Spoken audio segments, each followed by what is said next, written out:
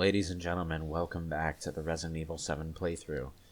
As we have more or less gotten to the end of what we need to do in the goddamn boat, we are entering endgame. I mean, at this point, we've gone, in a very short space of time, we've gone from having no resources at all as Mia to being absolutely decked out with a machine gun and machine gun and handgun ammo, to the point where we don't need to fear much of anything here anymore.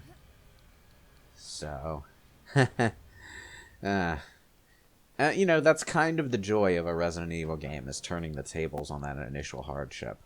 Because if you're playing the game well, usually by the end you're quite good at in terms of ammunition, and firepower, and you can blast through a lot of enemies. And you kind of saw that toward the end of the previous Ethan section, where a monster jumped down from the ceiling and tried to jump scare me, and I just blasted its fucking head off with a shotgun, you know?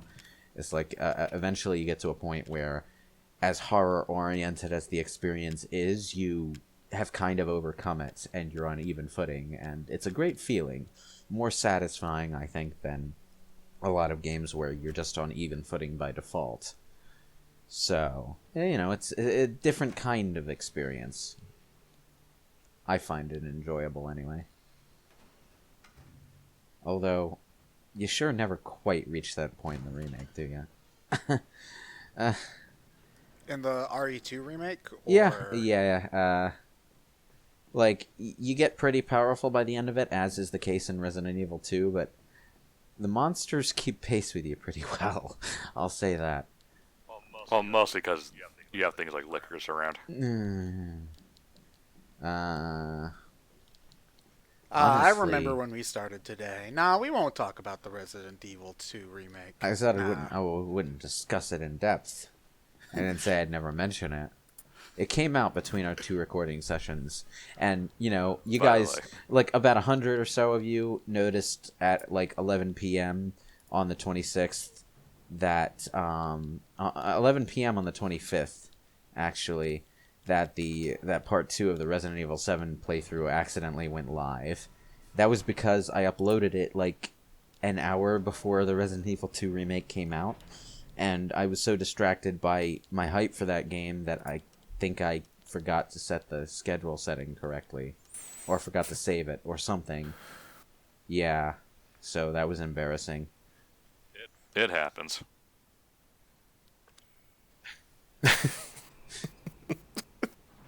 We all make mistakes. I'm not gonna... Gotta get ready to upload this. I can't wait for Resident Evil 2. Resident Evil 2. What am I talking about? Resident Evil 2. Part 2. Resident Evil 7. We're going Resident Evil Live. Part 2. Well, I can't help it. I've talked about everything there is to talk about the boat section, and we're not quite done with it yet. Although, you know, technically we are. Just this last hallway with a few monsters crawling around. You could probably bypass this guy, but, you know, I'm in that zone where I've got a fucking machine gun. I want to fucking use it, okay? Where's the monster? Where is the... There you are. There he is. Come. There you are. Come Wait a minute, mommy. I'm supposed to be scaring you. Come to mama. There you go. It's time to take your medicine, kids.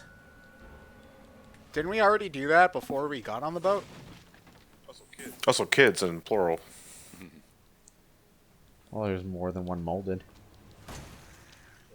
Yeah, but they're not children. Oh, ow. Damn. I wasted a bullet. I always feel a bit bad when I waste enhanced handgun ammo. What am I gonna do with these 64 shotgun rounds? Although the idea of having multiple different ammo types for one gun is kind of, well, outside of the grenade launcher, it kind of reminds me of Bioshock a little bit. I'm reminded of that one ProZD sketch. I'm out of MP, then use an ether. It's the final battle, but I've only got 84 of them. Yeah, that's something I just kind of need to get better with in games, of just using my stuff. Dude, whenever Paper Mario became a way different game for me when I started using items, like just in general. Because when I played Paper Mario, I just never really needed to use my items. at all, and so I never felt like I should use my items at all. So I would like backtrack to healing blocks and stuff instead. And once I started using like not even having to buy it, like the game gives you a lot of stuff like dizzy dials to stun enemies or whatever. Once you learn to start doing that kind of stuff, the game becomes, well, I mean, the game's not really hard to begin with, but you get through it way more quickly The when you do stuff that way.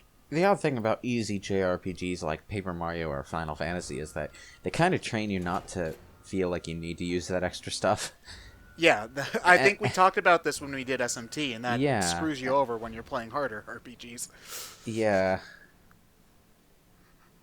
Because, Man. like, the only RPG I can think of where even, like, you know, the items that, like, cast a mid-tier elemental spell, I found was the only game I've ever found even those things useful was Shin Megami Tensei 4, where it's just like, okay, even these items are getting use, which I think really goes to show how well balanced that game is. Because, I mean, this is the thing about SMT in general, but generally speaking, you never have to grind. There's always a way to do it. You just to beat any particular part. It's just that without having to level grind, you just have to change your strategy and your setup instead, which I find. Like, I mean, granted, like, I know that there is some level of satisfaction to grinding 16 levels and then beating a hard boss, but, you know, I'd rather not have to waste the hour to do that and just be able to run up to the guy with a different plan and smack him in the face that way. That's assuming the boss has a strategy that you can use that'll still end the battle in a relatively small amount of time. Well, if we're talking... Because to me, if you're not gonna waste the hour grinding, but the battle itself takes like half an hour with a proper strategy that doesn't require grinding, what's the point? Well, first off, that's 30 minutes, John. Do math. Yeah, but those are levels you can just use later on as well. Yeah. The thing about Shin Megami Tensei usually is that many of the games just straight up tell you what the enemy weaknesses are.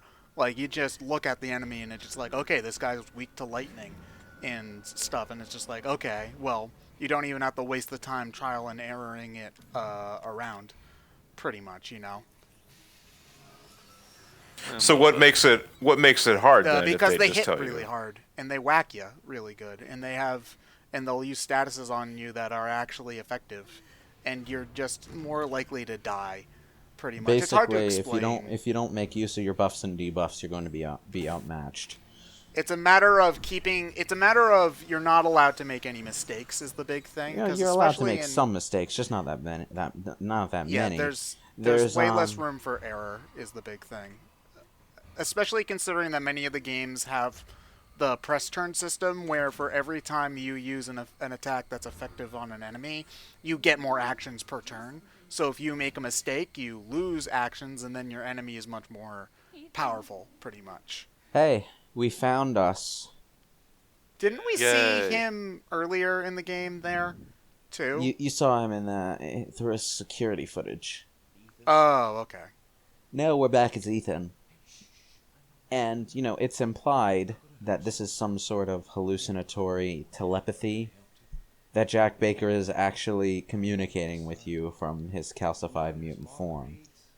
Which is why Zoe is here, but Marguerite, who is dead, is not, and Lucas, who is not under control anymore, is also not. So, yeah. I thought that was interesting. But this is the only time that you actually get to see Jack Baker as a normal kind of person in the main game. You do get some perspective on what Jack and Marguerite were like beforehand if you play the short little DLC episode that where you play as Zoe in the prologue to this. But yeah, he's actually kind of a charming guy. He's nice. Yeah, he seems like a nice enough guy in this scene. Yeah, in the prologue scene when he finds Evelyn and he's going to put her up in the bedroom, he comments to his wife that I've always wanted to run a bed and breakfast. He's just making light of the situation as best he can.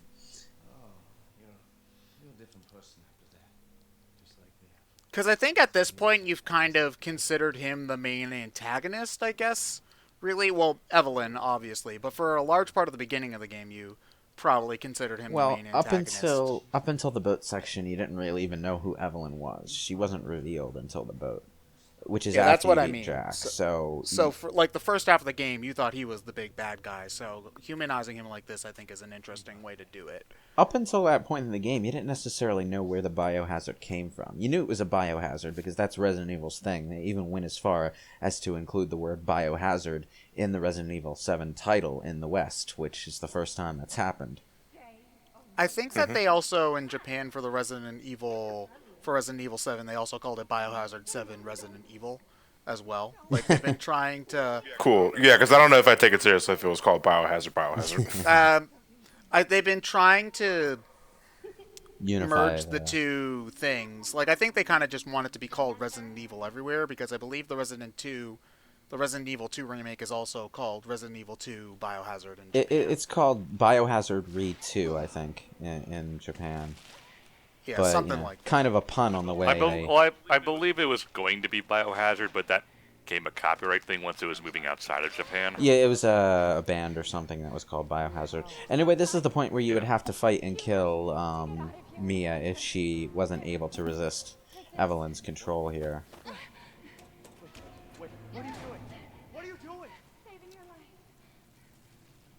So she locks you in a hidey hole. I won't be able to resist for much longer. Well, no, she kicks you out. She locks the door to get you out before Evelyn can take over. So does Evelyn take over Mia there again? She does, but there's nothing for Mia to really do in there while she's taken over, so she just sort of sits here until Umbrella finds her and rescues her. But if Yeah, because again, she does have the serum inside her. if she wasn't able to resist, though, she wouldn't have been able to push you through the door, and you would have had to kill her to get out, and well, bad ending, you know. It's all your fault.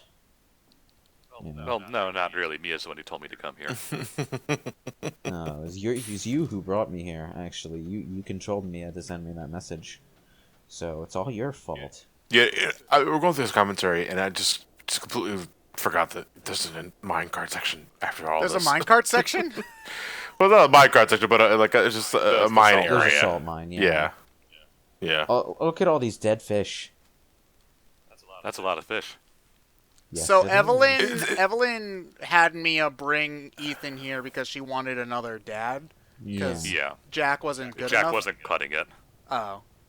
Well, Okay. you know, after a while, every person she infects is going to go crazy and eventually not work out. So it's kind of a sad situation if you consider it from Evelyn's point of view. But Evelyn is really insane herself. Man, you know. Am I the only one who gets kind of shades of the people from the RE1 remake from this? The, oh god, what was her name? The monster girl from... Lisa Trevor? Yeah. Lisa Trevor. Yeah, sort Yeah. of. It's not quite the same situation, but similar effect, where she's a mindless monster just looking for her mother. Yeah. But her mother's dead, and every woman she finds is not her mother, but she takes their face anyway. Oof. Man. Anyway, Well, that's yeah. uplifting. Yep, there's a mister everywhere. Yeah, I need to. Gotta get gun Get first. mine. Gotta get a gun first. Yeah, gotta get my guns. Can't you just smash it with your bare hands? This is No. 18. This is a diary from the 1890s. How it's survived outdoors without fading away is, I'm not really sure. Some resilient fucking paper, I'll say that. This is a legitimate archaeological artifact. There, that's a 100-year-old diary just sitting on a shelf.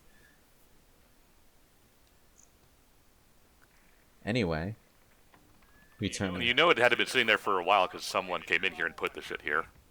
This is Alpha 1. Report. Did you find anything? I'm pretty sure that's Chris Redfield. Baker property revealed 0 survivors. Repeat, 0 survivors. We did find evidence of a skirmish.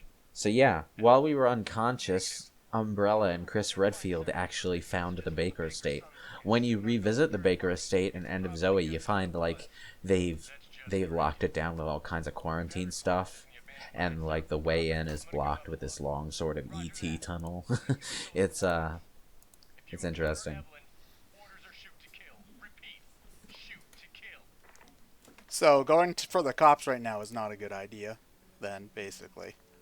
Well, you don't necessarily know that. Well, there's a picture of Umbrella, right? Of Umbrella's helicopter right there. You would actually find this. You would actually find this photo in the house in the demo. So there was some hint that Umbrella was going to be involved.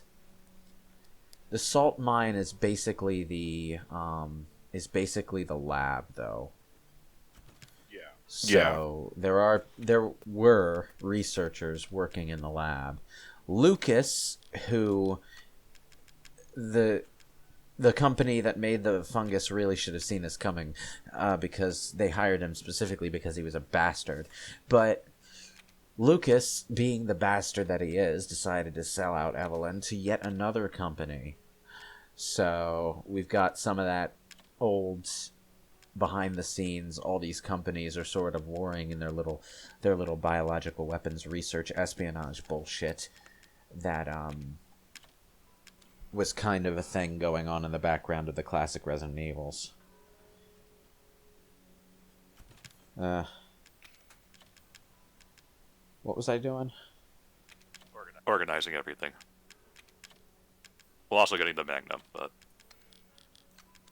I remember you said the Magnum's not very good in this game, or am I misremembering? Oh yeah, that's right. I had one bullet left in Mia's handgun, and I don't want Mia's handgun because it sucks, but I decided to use that one bullet to get the Mr. Everywhere statue. It was useful. Right. It's kind of funny.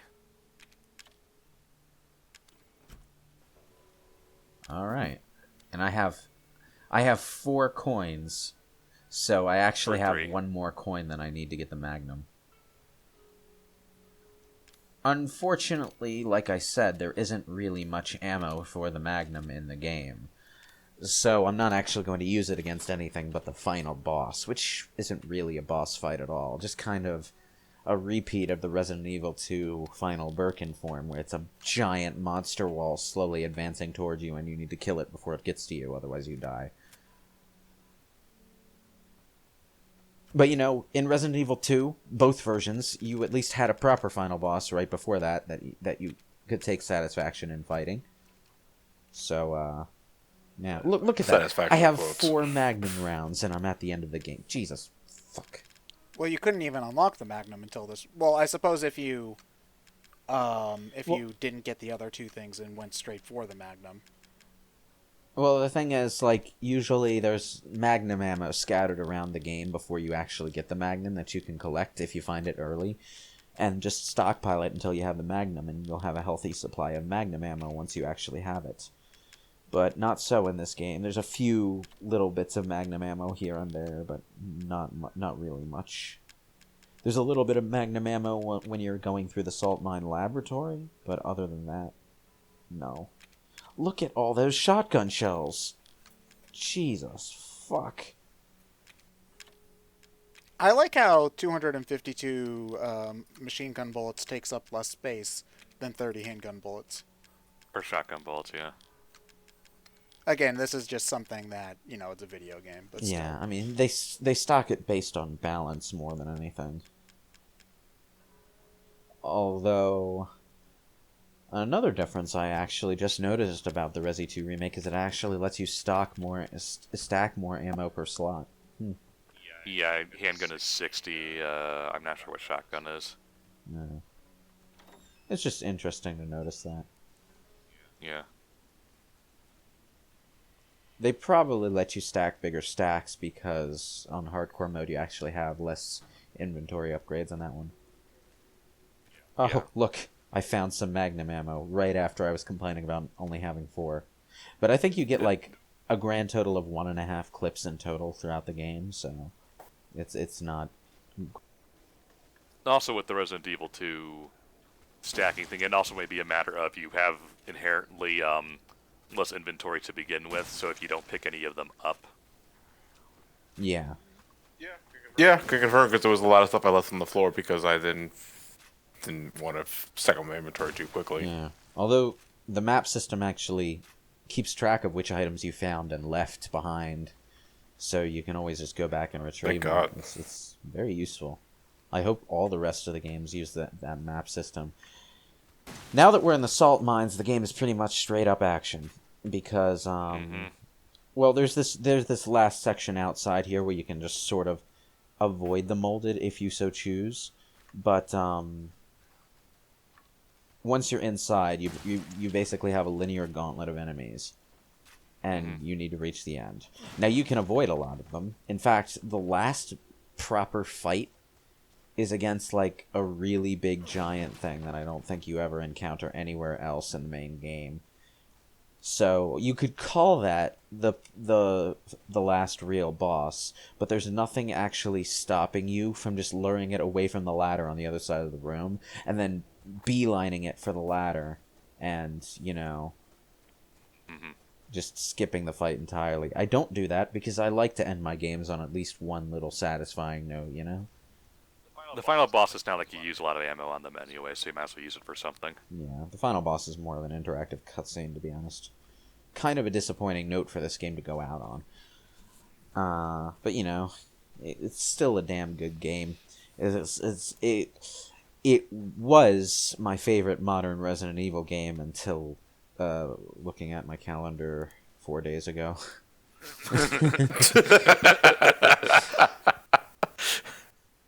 Yeah, I'll just have to say that while I do enjoy this game, I think Remake 2, just to do a very short kind of mini thing, I think Remake 2 is just ultimately a much better game overall. Yeah, but it has this game, I believe, to thank for that sort of thing. Yes. Because again, we commented before, this game does feel like a prototype for contemporary design choices that they want to make for the Resident Evil series as a whole. And Remake 2 was able to take advantage of that. Because, I've only, at the time of this recording, I've only played up to a certain point in Claire's scenario, but I'm already deeply in love with it. And it's just so buttery smooth. Now, this final section, I'm not going to say it's unfun, but one of the things I was... It feels very basic to me. Yeah, one of the things I'm disappointed in regarding this final section is that the laboratory, which you find at the end of pretty much every Resident Evil game, is usually one last explorative section before the end of the story, you know? So, just having this linear trek through the mines is kinda...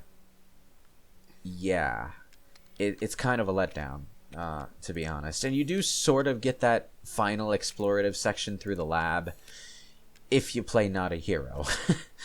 But only if you play Not a Hero. I do like the level layout in that DLC, but we'll get to it eventually, I suppose. Yeah, I'm just sort of shuffling my inventory one final time, crafting a bunch of stuff. Inventory management. Yeah, at the end of the game, generally when a Resident Evil game allows me to do crafting stuff, like in Resi 3, I just hoard my crafting ingredients for the entire game and mostly survive off the already crafted items that I find in the environment. And that means at the end of the game, I can just craft a bajillion of the best ammo in the game and the best healing items in this case, and face roll everything in my way.